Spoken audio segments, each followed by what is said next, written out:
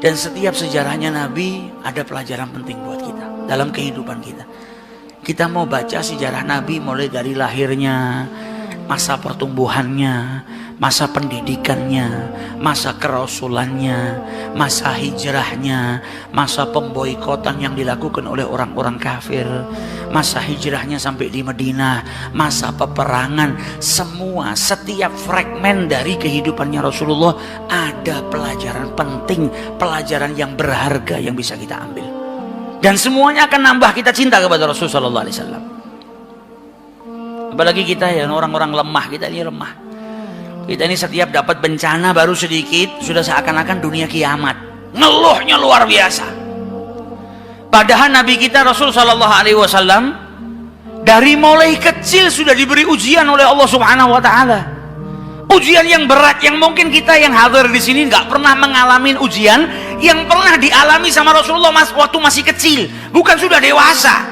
Kalau ujian waktu beliau dewasa jadi seorang Rasul, ujian ketika beliau berdakwah lebih berat. Ujian di masa kecilnya Rasulullah mungkin tak seorang pun kita yang ada di sini ini pernah mengalami ujian berat sebagaimana yang dialami oleh Rasulullah SAW. Kenapa diuji oleh Allah? Dipersiapkan.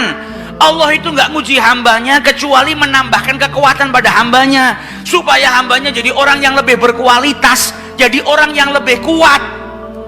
Dan Nabi pun dididik oleh Allah Subhanahu Wa Taala dengan sebaik-baik pendidikan. Adabani Rabbi fa ahsana ta'dib. Sebaik-baik pendidikan yang Allah berikan kepada Rasulullah SAW.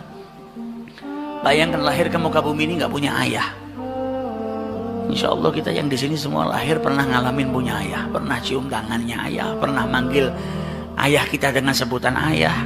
Kita pernah dengar ayah kita manggil kita anakku, bunayya, waladi, ibni, putraku. Nabi Muhammad gak pernah dengarkan itu. Kata ulama, yatim yang paling dahsyat, penderitaan bagi seorang yatim yang paling dahsyat adalah ketika lahir ayahnya sudah gak ada.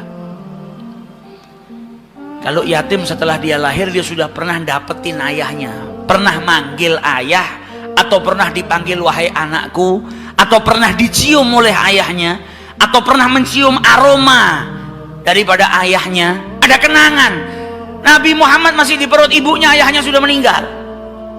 Abdullah bin Abdul Muttalib sedang melakukan perjalanan pergi ke Syam untuk berdagang. Pulang dari Syam mampir ke keluarganya. Ibunya Abdullah bin Abdul Muttalib itu orang Madinah, dari Bani Najjar. Nabi Muhammad ini punya ayah, ayahnya ibunya orang Madinah. Jadi paman-pamannya Abdullah ini ada di Madinah. Ini tertibnya Allah. Makanya Nabi Muhammad kemudian hijrah ke Madinah, kembali ke keluarga, bertempat tinggal di keluarga ayahnya di Madinah. Pulang dari Syam mampir ke Madinah, silaturahmi dengan keluarganya, dengan keluarga ibunya, paman-pamannya dari ibunya. Dan akhirnya beliau meninggal di sana. Sampailah kabar ke Mekah Mukarramah kalau Abdullah sudah meninggal. Nabi Muhammad masih di perut ibunya. Nabi lahir nggak pernah punya ayah, gak pernah berjumpa dengan ayahnya, gak pernah manggil ayah, gak pernah dipanggil oleh seseorang dengan ya bunayya seperti kita semua dengar kalau ayah kita manggil anakku, putraku. Nabi gak ngalamin masa itu. Lahir kecil sudah dikejar sama orang Yahudi mau dibunuh karena orang Yahudi mendengar tentang kenabian di akhir zaman. Dipindahkan sama kakeknya, disusuin oleh Halimatus Sa'diyah. Ketika usianya 6 tahun dijemput sama ibunya Siti Aminah, dibawa ke Madinah untuk bersilaturahmi dengan keluarga ayahnya dan juga berziarah ke makam ayahnya supaya tahu, nak, ayahmu punya keluarga di Madinah, supaya kenal dengan keluarganya. Ini pelajaran penting juga buat kita. Terkadang kita punya paman, punya bibi, punya keluarga, nggak pernah kita silaturahmi. Nabi Muhammad dari kecil sama ibunya dibawa, diperkenalkan dengan saudara-saudara ayahnya yang ada di Madinah. Aminah bawa Rasulullah perjalanan 500 km dari Mekah ke Madinah. Hanya bertiga. Seorang janda yaitu ibunya Rasulullah SAW, Aminah, bawa anaknya yang usianya 6 tahun, Muhammad bin Abdullah, dan bawa salah satu pembantunya yang bernama Ummu Aiman.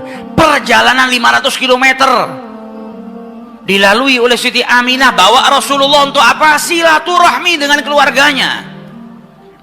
Sampai di Madinah diperkenalkan dengan keluarga ayahnya, silaturahmi dengan keluarga ayahnya, dan sempat berziarah atau ditunjukkan oleh Siti Aminah makam daripada ayahnya.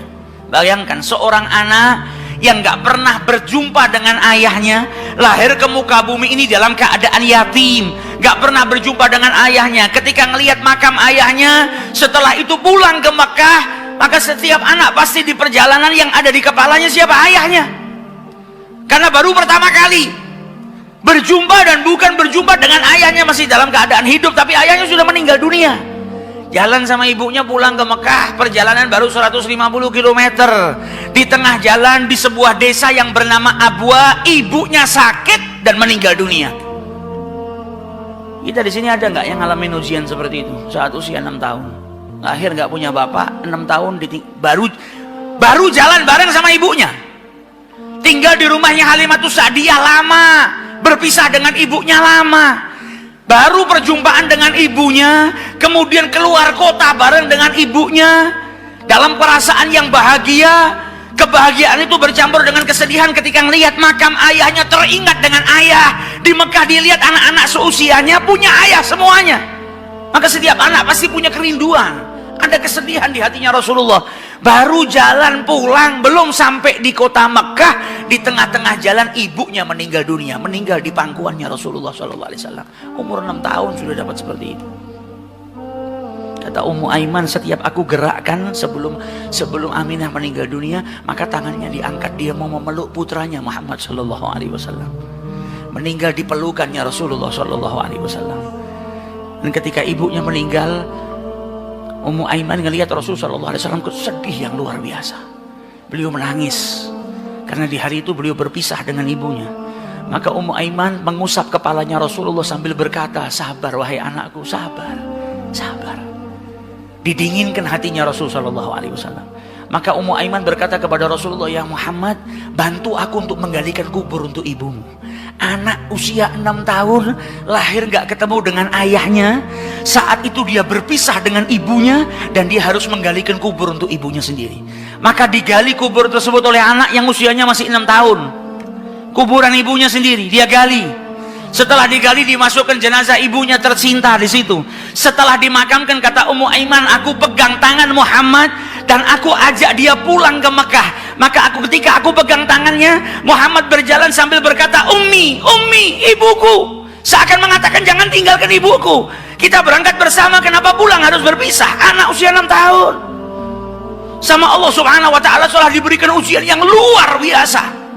Ujian yang tak lain untuk menambah kekuatan bagi Nabi besar Muhammad SAW. Nabi ini pegang amanah yang gak sembarang amanah.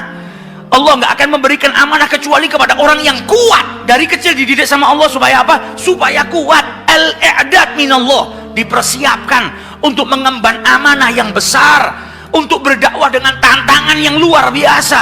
Dari kecil sudah dipersiapkan sama Allah Subhanahu wa Ta'ala. Sampai di Mekah yang dituju bukan rumahnya Aminah. Sampai di Mekah yang dituju langsung rumah kakeknya Abdul Muttalib. Sampai di rumah kakeknya, dia ketuk pintu rumah kakeknya, dibuka oleh kakeknya. Abdul Muttalib cuma ngelihat Muhammad dan Ummu Aiman. Maka Abdul Muttalib kakeknya bertanya, Aina ummak, mana ibumu, mana ibumu? Maka Rasulullah sambil menangis dan berkata, Ummi, Ummi, Ummi.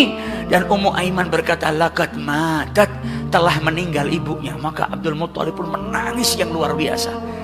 Sedih ngelihat cucunya yang lahir tanpa seorang ayah, usianya baru 6 tahun sudah pisah dengan ibunya, ibunya meninggal. Maka dipeluk Rasul Shallallahu Alaihi Wasallam dan kakeknya berkata, anta bunayya, engkau anakku, jangan takut, engkau tidak sendiri, engkau ini anak saya. Dalam kisah yang pendek ini kita bisa dapat banyak pelajaran. Maka sejarahnya hidupnya Rasul Shallallahu Alaihi Wasallam ini pelajaran penting buat kita. Nabi masih usia seperti itu sudah dapat ujian yang besar dari Allah Subhanahu wa Ta'ala, dan dia adalah kekasihnya Allah Subhanahu wa Ta'ala. Kita yang baru dikasih ujian sedikit sama Allah sudah meledak bagaikan kiamat, yang terkadang kita nggak sabar, bahkan kita terkadang masuk dalam kategori tidak terima dengan apa yang diberikan oleh Allah Subhanahu wa Ta'ala. Wa